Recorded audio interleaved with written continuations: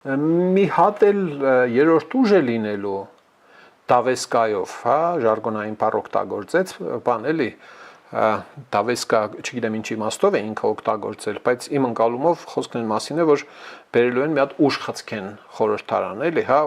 ուրիշի ձեռով ցուցանակ բան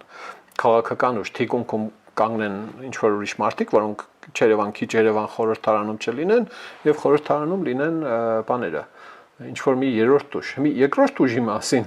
պարոն Փաշինյանը բան չասաց։ Ես լսեցի ուշադիր, կարող է վրիպել եմ, կարող է մեկ ուրիշ տեղում է նման բան ասել, բայց այդ ռեպլիկը հետաքրքիր է, քեննիկ, անդրադառնանք դրան։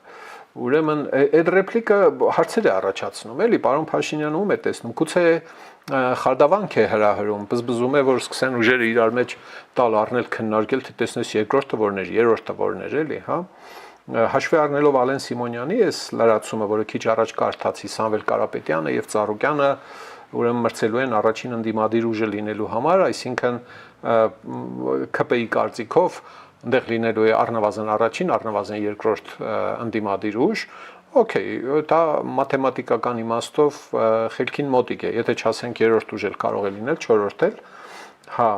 բայց ումի նկատի ուներ Փաշինյանը որպես երկրորդ ուժ, մնում է անհասկանալի, էլի, հա,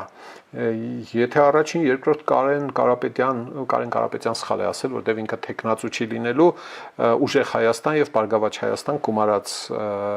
մայր Հայաստան կուսակցություն, Քոչարյանից անջատված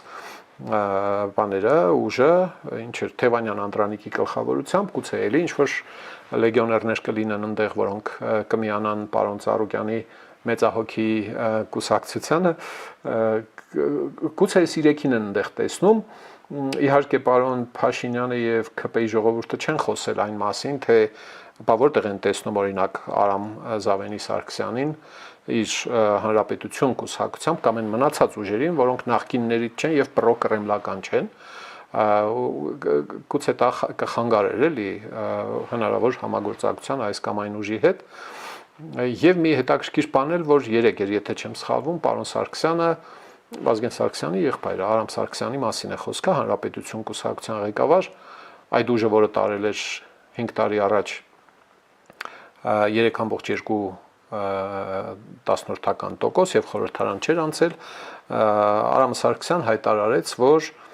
այս ընտրություններում ինքը հաղթելու է Քոչարյանին։ Սիրելի ժողովուրդ, խնդրում եմ լայքել եւ բաժանորդագրվել ալիքը։ Դրանով դուք կնպաստեք, որ հաղորդումներն ավելի շատ մարդ տեսնի։